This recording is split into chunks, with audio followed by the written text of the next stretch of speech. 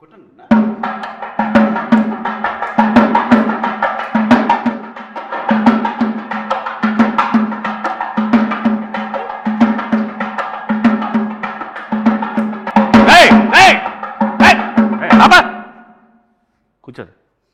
నీకు పెళ్లి చేసుకోమన్నాను కదా. చేసుకోమంటావు నాన్న. కట్నం కట్నం కట్నం అంటే ఈ రోజులు ఎవరిస్తారు నాన్న కట్నం? కట్నం లేకుండా ఊరికే ఫ్రీగా వచ్చి ఇంట్లో పెట్టేసి మొత్తం మేము చూసుకోవాలి అమ్మాయిని. అట్లాగే వస్తారు ఈ రోజుల్లో. ఎవరు ఈ రోజుల్లో ఇంటికి వస్తున్నారు ఎవరైనా? ఇంకేం చేయమంటావు నాన్న? కట్నం తీసుకొని పెళ్లి చేసుకో. నీకు కావాలంటే బయటకి ఎక్కడైనా బ్యాంకాకి వెళ్ళి సరదాగా వెళ్ళి వచ్చాయి. ఆయన కూడా తీసుకెళ్ళి.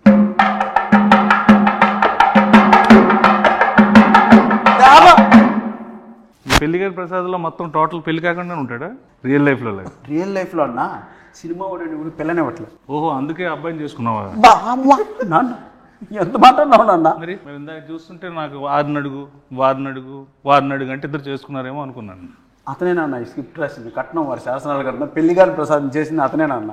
డైరెక్టర్ ఆయన. ఈ రోజుల్లో బాంబే స్టైల్ అదే, ఏం పర్లేదు. కానీ అన్న అది కాదు నాన్న, అతను డైరెక్టరు, అతను కూడా పెళ్లి కాలేదు, అతను కూడా ఏదైనా సంబంధం చూస్తావేమో అని తీసుకొచ్చా. ఏమండి, నువ్వే ఒక ఫాదర్ అయితే పెళ్లి చేసుకుని కట్నం లేకుండా ఒక అమ్మాయిని తీసుకొస్తే రేపొద్దున అడిగేవని అయితే ఎవరు చూస్తారు? ఎవరిది బాధ్యత?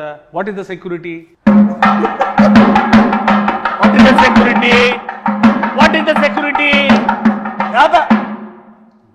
ఈ రోజుల్లో కట్నం తీసుకుని పెళ్లి చేసుకోవడం నేరం. ఎవడు చెప్పాడు? మీడియా చూస్తుంది. అలా తీసుకోకుండా నువ్వు నేరం అంటున్నావు. అది తీసుకోకపోతే నా దృష్టిలో ఘోరం. కట్నం ఏం చేస్తావు? కట్నంతో ఏవో నేను సామాజిక సేవ చేస్తా, నీలాంటి పెళ్ళిళ్ళు 100 చేస్తా, ఓ పెద్ద ఫంక్షన్ హాల్ పెడతా, అందులో పెద్ద పెద్ద ఈవెంట్లు పెట్టి నువ్వు ఇచ్చిన డబ్బులతో నేను పెళ్ళిళ్ళు చేస్తా. నీకెందుకు? నువ్వు ఫస్ట్ కట్నం తీసుకో. నాన్న సమాజ సేవ చేసుకోవడానికి కట్నం చేయాలన్న, కష్టపడి సంపాదించి ఆ డబ్బులతో చేద్దానన్న సమాజ సేవ. పాత సినిమాల్లో పావలా తీసుకొని కోటీశ్వరులు అయిపోవడాలు, ఒక సాంగ్లో పెద్దోళ్ళు అయిపోవడాలు, ఒక సాంగ్లో ఇల్లు అన్ని చేసేసుకోవడాలు అన్ని సినిమాలు అవుతాయి. ఇక్కడ అవ్వవు. రియల్ ప్రాక్టికల్గా ఆలోచించు. కట్నం తీసుకో, హ్యాపీగా ఉండు. నీకు అంత ఎంజాయ్ చేయాలనుకుంటే నువ్వు వెళ్ళు బయటకు, ప్యారిస్ ఇట్లా ఎక్కడికి. కట్నం ఇవ్వరు నాన్న. ఇవ్వనప్పుడు ఎందుకు రాయి పెంట మన ఇంట్లోకి? నేను వెళ్ళిపోతా ఇంట్లో. నువ్వు నా కొడుకువే కాదు. నేను కొడుకుని కాదు. కాదు, కట్నం తీసుకున్నాడు కొడుకు కాదు. నువ్వు నా నాన్నకు, నీకు బటర్ నాన్తో సమానం ఈ రోజు నుంచి. నువ్వు బటర్ నాన్న? అవును. మా నాన్న కాదా? కాదు. గోధుమ పిండి నాన్న కూడా కాదా? బటర్ నాన్ కొట్టు.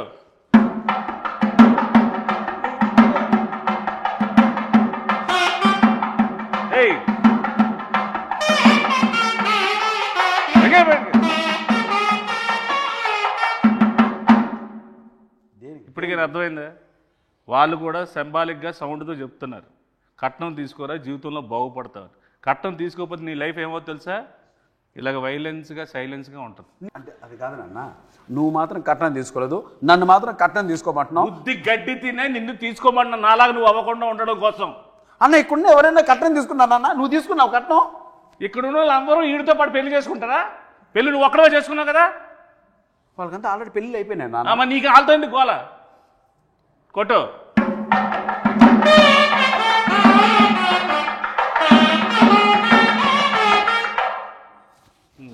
చెప్పు నాన్న. యాక్చువల్గా నాన్న, నువ్వు ఏదో కట్నం వారి శాసనాలు గ్రంథం ఒకటి రాసి మీ తాత ముత్తాతల నుంచి ఫాలో అవుతున్న రూల్స్ రెగ్యులేషన్స్ నా పైన మోపి నాకు ఏజ్ బయరేంత వరకు ఇలా నిలబెట్టి నాకు పెళ్లి కాకుండా చేసి పాపం మూట కట్టుకుంటున్నావు నాన్న. ఏం పర్లేదు, ఈ రోజు నేను చచ్చిపోయినా నాకేం పర్లేదు. కట్నం తీసుకుని హాయిగా చచ్చిపోతా. నువ్వు మాత్రం నాశనం అయిపోవడం నాకు ఇష్టం ఉండదు. నీ మంచిగా చెప్తున్నాను రా. ఒరే గుడ్ కళ్ళద్దాలెట్టుకున్న ఎదవా. నాన్న నువ్వు వెళ్ళిపోతే నాకు ఇంకో నాన్న ఎలా వస్తారు నాన్న? నువ్వు పెళ్లి చేసుకుంటున్నావు కదా, నీ దగ్గర డబ్బులు లేవనుకో, 4వ రోజు 5వ రోజు అదే వెళ్ళిపోతుంది. నీకు అప్పుడు తెలుస్తుంది బాధ ఏంటో. కట్నం ఉందనుకో, నీకు సెక్యూరిటీ ఉంటుంది, నాకు సెక్యూరిటీ ఉంటుంది. కట్నం కట్నం అనద్దు నాన్న, మీడియా ముందు ఉన్నాం మనం, అరెస్ట్ చేస్తారు మళ్ళీ ఇద్దరిని. మీడియా వాళ్ళు ఎలాంటి వాళ్ళు తెలుసా? కొట్టు.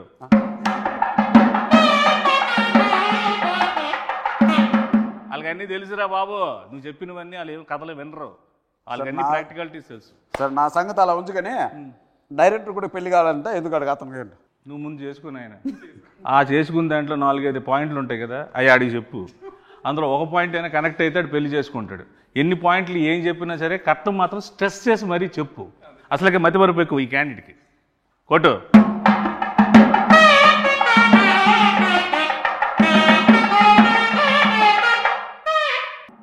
ఓకే అయిపోయింది, ఇప్పుడు ఇది కాన్వర్జేషన్ అయిపోయింది. అసలు ఏంటి ఈ పెళ్లి కాని ప్రసాద్ ఏంటి, ఇందులో ఇంతమందిగా నువ్వు ఉన్నావేంటి, ఇన్ని ఎక్స్ప్రెషన్ల కారణం ఏంటి, దీనిలో ఉన్న కథ ఏంటి, దీని వెనక ఉన్న కథ ఏంటి, నువ్వు జనాలకు ఏం చెప్పాలనుకుంటున్నావు? ఈ సినిమా చూస్తే పెళ్లి కాని వాళ్ళకి పెళ్ళి అయింది, పెళ్లి కాని వాళ్ళకి పెళ్ళి అయింది. పెళ్ళి, ఓహో పెళ్లి కాని వాళ్ళకి పెళ్ళి అయింది. పెళ్లి కాని పెళ్ళి అవుతుందా అంటే పెళ్ళి అయిన వాళ్ళకి పెళ్ళి ఎందుకు అవుద్ది? అంటే పెళ్లి కాని పెళ్లి కాని మగజాతి ఆనిమితులకి అందరికీ ఈ సినిమా చూస్తే పెళ్లి కాని వాళ్ళందరికీ పెళ్లి అయిపోతుంది, పెళ్ళి అయిపోద్ది, కుజు దోషం పోద్ది. వెరీ గుడ్, కొత్త దోషం వస్తుంది రాదా? కొట్టు. సరే, ఇందులో మా ప్రసాద్ క్యారెక్టర్ ఏంటి, మా ప్రసాద్ ఏంటి ఇందులో పర్ఫార్మెన్స్? పెళ్లి కోసం కష్టపడుతూ ఉంటాడు, వాళ్ళ నాన్న 2 crores కట్నం కోసం ఇబ్బంది పెడుతూ ఉంటాడు. ఓకే, అంటే అన్న ఈ స్క్రిప్ట్ యాక్సెప్ట్ చేసే ముందు మన ఇద్దరి మధ్య ఒక అన్నదమ్ముల అనుబంధం సంబంధంగా చెప్తున్నాను.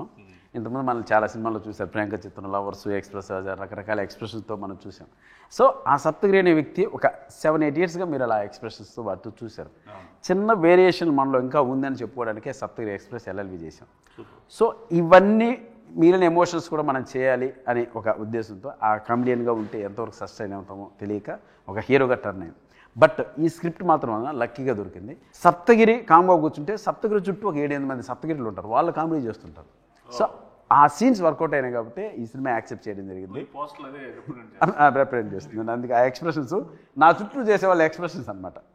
సో దాని క్యారెక్టర్ నువ్వు చేయకూడదు కాబట్టి నీ చుట్టూ నీ సోల్స్తో ఎంటర్టైన్ చేయించారు. వెరీ గుడ్, కాన్సెప్ట్ మీదేనా? మా రైటర్స్ ఉన్నారు. వెరీ గుడ్, సూపర్, బాగుందండి. Thank you. వెరీ గుడ్, కొట్టు.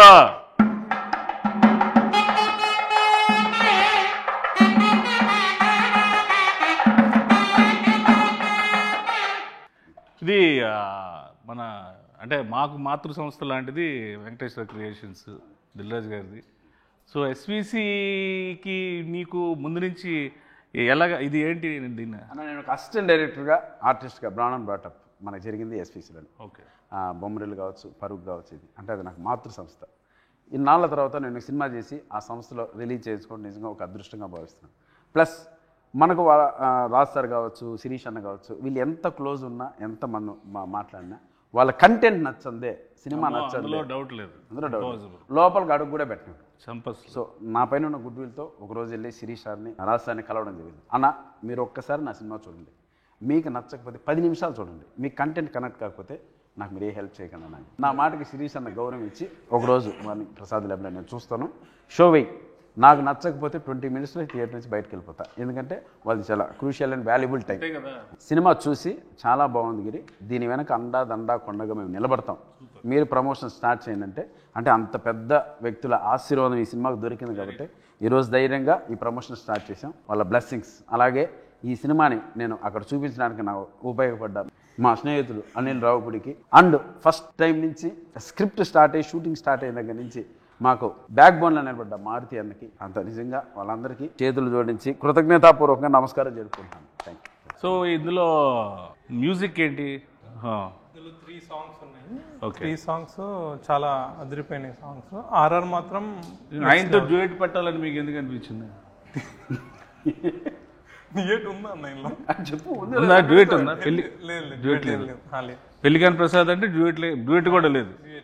వెరీ గుడ్, చాలా డెడికేటెడ్గా చేశారు సాంగ్స్ కూడా. అన్న నిజంగా ఒక చెప్పాలంటే 2 songs ఉన్నాయి. ఒకటి చిన్న బిట్ సాంగ్, 2 సిచ్యువేషనల్ పరంగా వచ్చేది. ఒకటి క్యారెక్టరైజేషన్, పెళ్లిగాని ప్రసాద్ క్యారెక్టరైజేషన్ సంబంధించిన టైటిల్ సాంగ్ ఒకటి, 2 హీరోయిన్ సంబంధించిన అది కూడా సిచ్యువేషన్ సాంగ్, మాంటేజ్ సాంగ్ ఒకటి. ఇవి 2 చెప్పడం జరిగింది. సో మీతో ఎంటైర్ ఓవరాల్గా మనకు ఫన్ ఎలా జరిగింది ఈ సినిమాలో అన్న దానిపైన కాన్సన్ట్రేట్ చేశారు. డైలాగ్స్ అఖిల్ వర్మ అనే ఒక అబ్బాయి రాశారు. సో నేను ఇంతకుముందు చాలామంది షో కూడా వేశాను, ఒక 20 ఫ్యామిలీకి షో వేశాను.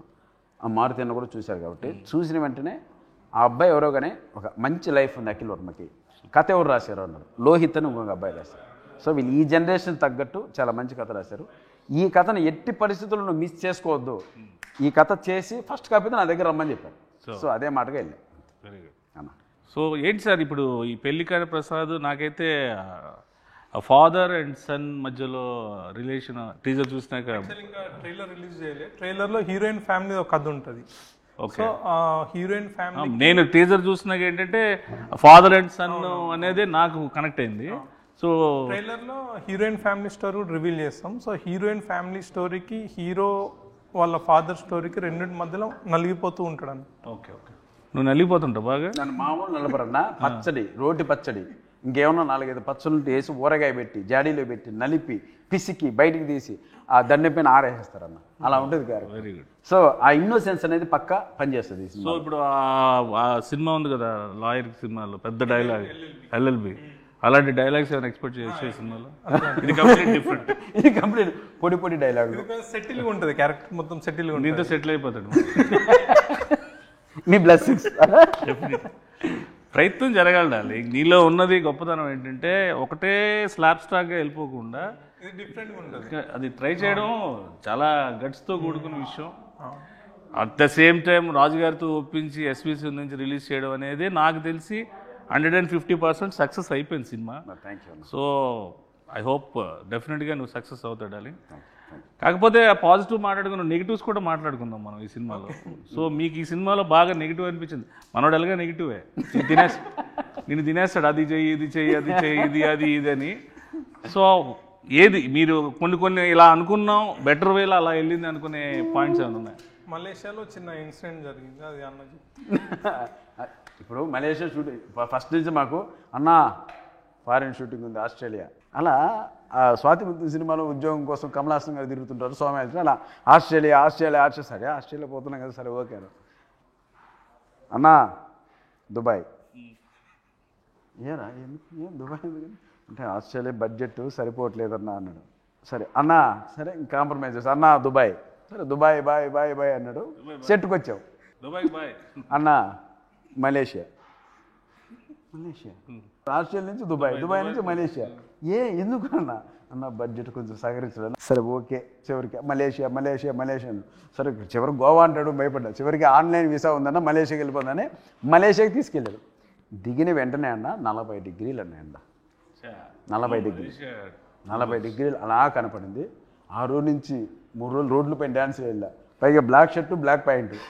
నా వల్ల కాదు అన్నా, నీకు దండం పెడితే వేసేయన్నా అని రాత్రి బోలు బయట తరగతి అన్న మలేషియా వచ్చామన్నా, పెరిగిపోయిందన్నా భోజనాల ఖర్చు ట్రావెల్ ఖర్చు అని. అసలు మామూలు ప్రొడక్షన్ మేనేజర్ ఇంకా అక్కడ డైరెక్టర్ మర్చిపోయింది సాంగు, ఇతను కష్టపడితే సాంగ్ అవుద్ది అలా అన్నాడు. సరే ఓకే నీకోసం కష్టపడతాను సర్టిఫికేట్స్ ఒకసారి మలేషియాతో తిరిగా ఎండకు అలవాటు అవడానికి. నిజంగా సర్టిఫికేట్ తిరిగా ఎండకు ఎదురెళ్ళా. సరే చేద్దాం మనోడు కూడా కష్టపడతాను. సరే ఈ ప్రాసెస్ జరుగుతున్నప్పుడు ఒకనొక సందర్భంలో రకరకాల చోట్ల తీసుకెళ్తున్నాడు. అన్న మాదే మలేషియా, మా నాయనే కట్టింది బిల్డింగ్లంతా, ఇక్కడ పర్మిషన్ వేసే అంటాడు. ఇలా ఒకనొక సందర్భంలో మలేషియా ఒక పార్లమెంట్ లాంటిది ఒక ప్లేస్ ఉంది అన్న, ఇది కూడా మంది వేసే అన్నాడు. సరే అని చెప్పి నేను నా మాట ఒక చోట అక్కడ రిస్ట్రిక్షన్ ఉన్న ఏరియా నా పాటుగా డ్యాన్స్ పెట్టే ముందేసి సాంగ్ ఆన్ చేయమను నేను వేసుకుంటాను. నేను అది పెళ్లి కానీ ప్రసాద్ అని ఇంతవరకు 1 2 3 వినపడుతున్నాయి. కాసేపటికి వినపల్లా తిరిగి చూసి ఎవరు లేరట్లా. అరే ఏంట్రా ఏమైపోయినా అని తీసుకెళ్ళి పోలీస్ స్టేషన్లో పెట్టాడు. పోలీస్ స్టేషన్కి అక్కడ పిక్ పాకెట్లా ఉన్నాడు అన్న. కెమెరాలకి ఎత్తుకెళ్ళిపోయారు. పోలీస్ స్టేషన్ ఎక్కడ ఉందో నాకు తెలియదు కదన్నా. మొత్తం ఎత్తుకెళ్ళిపోయారు, మొత్తం యూనిట్ అంతా. అదేమన్నా సరే పోలీస్ స్టేషన్కి వెళ్ళాం. ఇతన్ని పోలీస్ స్టేషన్ నుంచి తీసుకురావడం అన్న తల ప్రాణం తోకొచ్చిందన్న. వాళ్ళు ఇంకోటి అంటే కావాలని వాళ్ళు ఏదో మలేషియన్ లాంగ్వేజ్ మాట్లాడుతున్నారు. ఈయన నీదే అన్నావు కదరా, బిల్డింగ్ మీ నాన్న కట్టాడన్నావు కదరా, మాట్లాడరా మలేషియన్ లాంగ్వేజ్ రాదు. ఇంకా ఆ రకంగా ఆ రోజు అంతా రాత్రి పోలీస్ స్టేషన్ పొద్దున్న 3 గంటలకు బయటకు తీసుకొచ్చి అమ్మాయి అలా వెళ్ళాం. పొద్దున్న షూటింగ్ అంటే అన్న మళ్ళీ వాళ్ళే ఇచ్చారు నా పర్మిషన్, అక్కడ ఇచ్చట మనం అన్నాడు. ఇంకా రాత్రి స్టేషన్లో పర్మిషన్ లాక్కున్నాడు మళ్ళీ. సో అలా ఆ ఇన్సిడెంట్ నిజంగా తర్వాత తలుచుకున్న అప్పుడు సిచ్యువేషన్ సీరియస్ కానీ తలుచుకున్న తర్వాత పడి నవ్వు. సో అలా జరిగింది ఆ incident. So Australia, Dubai, Malaysia, Goa అనేలోకి మలేషియాకి తీసుకెళ్ళాడు. చివరికి ఆడ కాంప్రమైజ్ అవ్వాల్సి వచ్చింది అన్న. అలా గోవా అయితే మిలిటరీ వచ్చింది, వాళ్ళు నేవీ మిలిటరీ కూడా కాదు, సముద్రం కలిపేసేవాళ్ళు. అలా జరిగింది. కొట్టు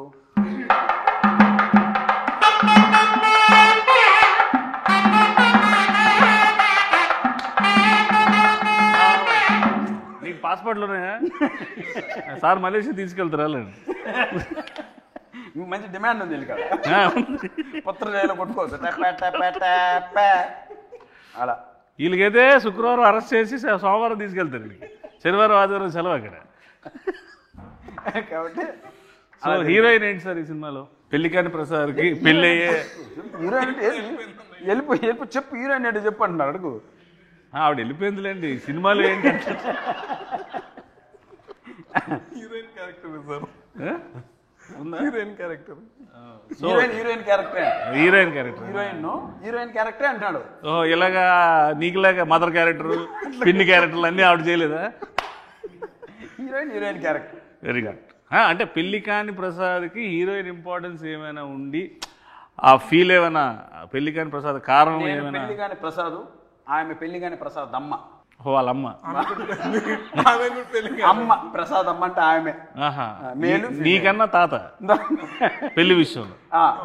నాకన్నా తాత తెలియకుండా చూడండి ఎంత నవ్వుతూ ఉన్నారు ఒక్కొక్కరు. ఒక శతమానం బౌద్ధ ఫ్యామిలీ ఎలా ఉన్నారు కదా.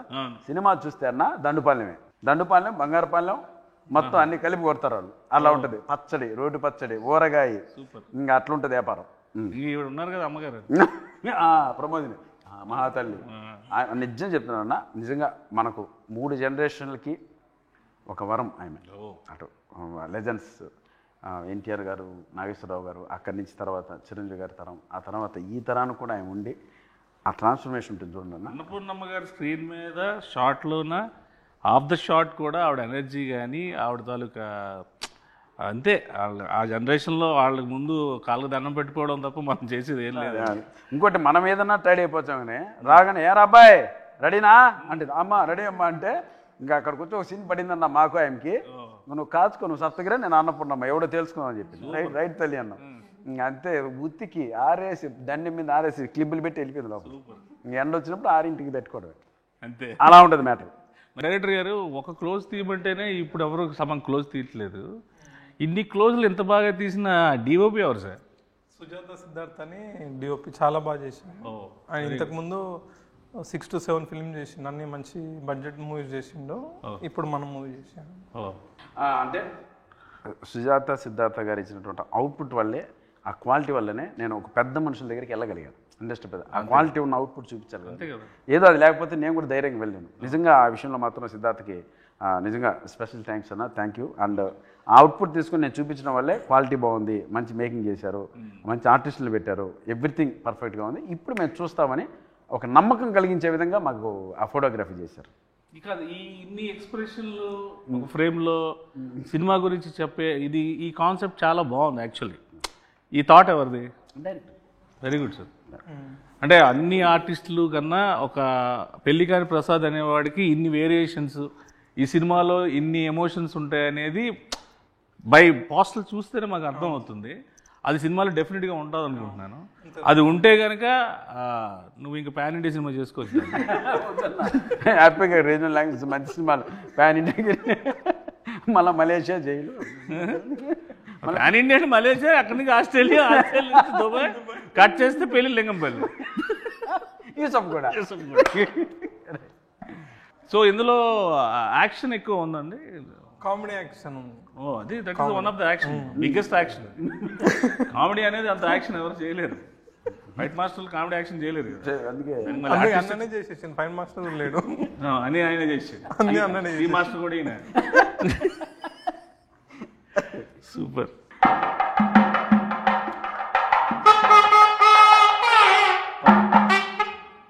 ఓవరాల్గా మేము సినిమాకి వచ్చి